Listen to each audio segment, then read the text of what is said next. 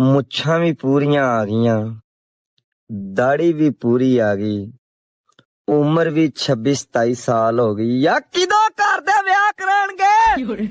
ਮੁੱਛਾਂ ਵੀ ਪੂਰੀਆਂ ਆ ਗਈਆਂ, ਦਾੜੀ ਵੀ ਪੂਰੀ ਆ ਗਈ, ਉਮਰ ਵੀ 26-27 ਸਾਲ ਹੋ ਗਈ।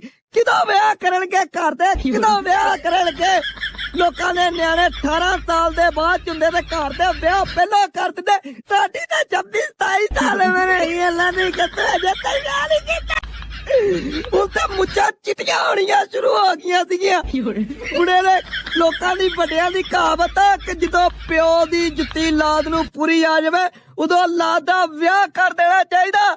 ਮੇਰਾ ਤਾਂ ਪੈਰ ਵੀ ਆਪਣੇ ਪਿਓ ਨਾਲ ਇੱਕ ਨੰਬਰ ਵੱਡਾ ਹੋ ਗਿਆ ਤੇ ਮੇਰਾ ਅਜੇ ਨਹੀਂ ਵਿਆਹ ਨਹੀਂ ਕੀਤਾ। ਨਾ ਨਹੀਂ, ਜੇ ਕਿਸੇ ਬੰਦੇ ਦਾ ਮੇਰੇ ਪਿਓ ਨੇ ਗੂੜੀ ਦਵਾ ਸਲਾਮ ਹੈ ਵਾ ਤੇ ਉਹਨੂੰ ਜਾ ਕੇ ਕਹੋ ਕਿ ਮੁੰਡੇ ਦੀਆਂ ਮੁੱਛਾਂ ਚਿੱਟੀਆਂ ਆ ਗਈਆਂ ਵਾ, ਦਾੜੀ ਵੀ ਹਲਕੀ ਹਲਕੀ ਚਿੱਟੀ ਹੋਈ ਜਾਂਦੀ। ਹੁਣ ਪਤਾ ਨਹੀਂ ਮੈਨੂੰ ਕੁੜੀ ਦੇਣਗੇ ਕਿ ਨਹੀਂ ਦੇਣਗੇ। ਕਈ ਹੁਣ ਕਾ ਵੇਖ ਲੈ ਕਿਤੇ ਰਿਸ਼ਤਾ ਲੱਗ